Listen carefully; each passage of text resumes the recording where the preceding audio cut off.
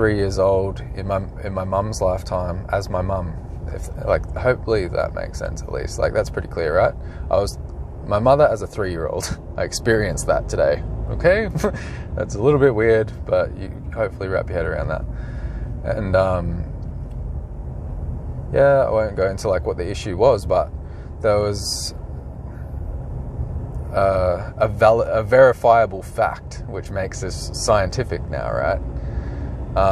Because I didn't know this, but so in the memory, or in that, it's not really a memory technically, but in that moment in time, I was feeding somebody else's horse that I shouldn't have been, and the horse bit me, as my 3-year-old mother. And I didn't know anything about my mum's childhood. Like, she's never told me that. And so I messaged her after on my lunch break, and I was like, Mum, did you get bitten by... I just asked her straight up, like, I got this little family group chat too, so it was in front of everybody. Mum, did you get bitten by a horse when you were 3? And she's like, no, I don't think so. And I was like, Mum, did you feed somebody else's horse and it wasn't yours? And she said, yeah, my godmother, there was a pony. I had a pony at my godmother's house. And so a little bit, like a tiny little verifiable fact. And I was like, oh, that's so mind-blowing. And I was like, that was so cool for me. And there's another one of the students that I was chatting to. I've been chatting to him a fair bit because he's done like 4 courses. And I was like, oh, that's so cool. Like, a verified fact from one of my sessions. It was like easy to verify. It was like, you know where this comes from, actually? Just real quick, like Neil deGrasse Tyson, like, he talks about, like, if you can time travel, or like if you have one of these like out-of-body experiences or something, do something scientific with it. Like, go look at the street sign, or go look what the date is, and like get some verifiable facts. So like, I had that in the back of my mind, and so yeah, I knew that my mum used to feed a horse that didn't belong to her because of this modality. So I'm verifying these little facts. Not that that's what this is about. I'm not trying to prove or disprove. I'm just having the experience. I'm pretty sold on it anyway. Like, it's the benefits of it are just like second to none out of everything that I've experienced in the last like 4 or 5 years that I've been making a mental health documentary, looking at all of the alternatives outside of the mainstream. Pretty much got to HK and I was like, oh shit, this is it. This is what I was looking for. Not that I was looking for anything, but it was like, okay, I can't walk away from this. I can't just like keep going and trying other things. I want to look deeper into this particular thing. So now I'm a student. So verified that fact, and it was interesting. And I really don't care what you think, like, especially if you're like some skeptical person who watches my content, or you're judging it for whatever reason. A lot of stuff that came up for me is all ego based. There are real issues around ego. There's a lot of ego at work, which you might be like, no duh, Kai, or like, because I record videos of myself constantly talking about what I'm thinking and feeling in the present moment, and post it to the internet. So it's obviously a little bit of ego there, but like, hopefully, like, as I heal that and like change all that ego, or like change all these patterns and behaviors and stuff, then it's like less self-centeredness came up in my session, and then it's more about giving something to the world. And yeah, I already feel miles lighter. It's way better than I even could have imagined. And I've only done like a fraction of this. This is the very, very beginning of my journey actually practicing HK. But yeah, guess I don't even necessarily need to post this. I just want to, it's like, HK's actually changed the entire way that I think about doing these journals, because I want these journals to be as close to spirit as possible. So I don't want to be in ego, and I don't want to be in headspace.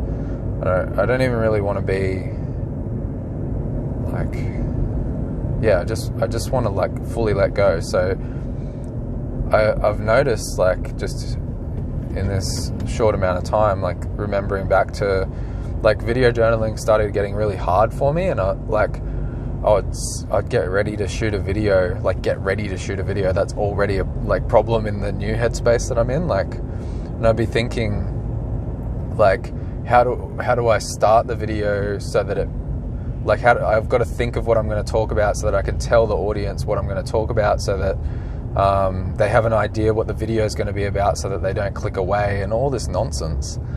And just like heaps of headspace. So before I even turn the camera on, I've got like, my head's going in 50 million different directions, and none of it is going to be worth listening to, because I'm just going to spend the whole video talking. That's what it feels like.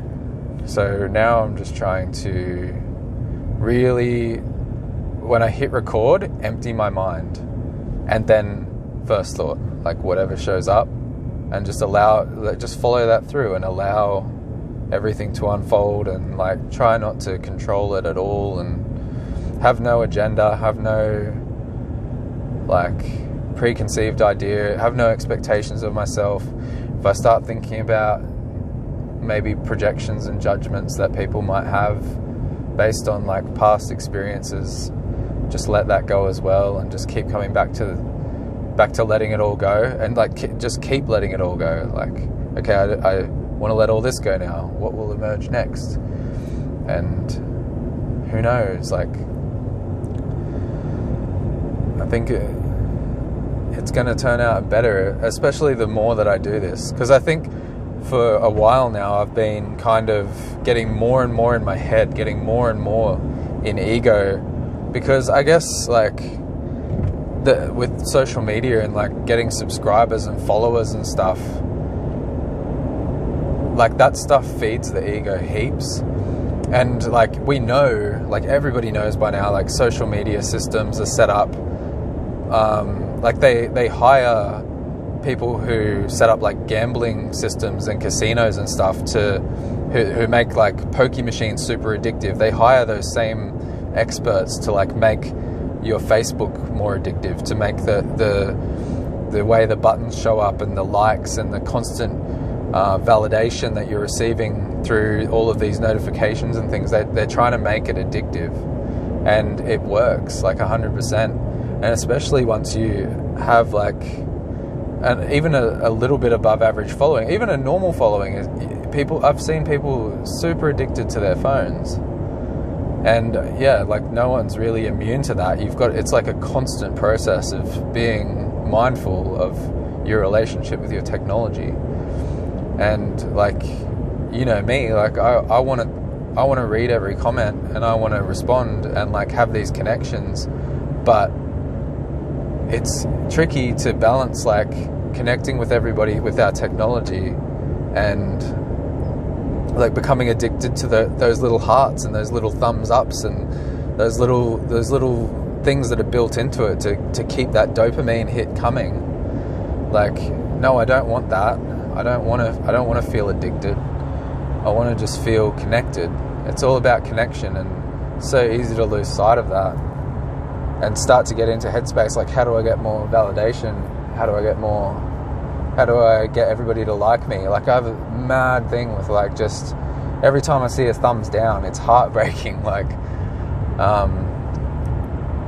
and I get into all kinds of things. Like, but recently I shot a video and I got 2 thumbs down pretty quick, and I remember joking with Amy, like, I can't tell what they disliked about it because there's so many reasons they could dislike it, because I just let it all out at once. Like, the video just had all of these points and reactors and triggers that I feel like so many different people could have had a problem with. But at the end of the day, I'm like, man, like if you're just going around like watching stuff you don't like, and or like allowing yourself to allowing yourself to feel like my thoughts and feelings in a video journal are that significant. I guess even that, like, I'm still giving it too much power by even acknowledging that people are giving it time and stuff. But yeah, I have some more stuff to clear around that, I'm sure. It's one of my main issues that I've written down for later in the week when we get to choose what we want to focus on. So far we've only done priority beliefs and assumptions, and like we haven't actually, like, later in the week we'll actually work on stuff that we want to work on once we're good at it, and we can do a full session on each other. So a little bit all over the place, starting to lose that sunlight. The sun's going to drop below the horizon, and then we won't be able to see anything because this is a light frequency capturing device, so it requires that there is light. Actually, these phones these days, they can pick up pretty good quality picture in the dark. It's cool, but there's always like some light. Anyway, that is definitely the part. I can feel headspace setting in. I can feel the end of this process occurring in the present moment. So if you enjoyed this, please click the like button for me and comment down below any thoughts and feelings that have emerged within you while we've been, I want to say like having this chat, because it feels like we're just having a chat, but it's I'm sort of monologuing at you. But yeah, I don't know. I'll see yous when I'm looking at yous.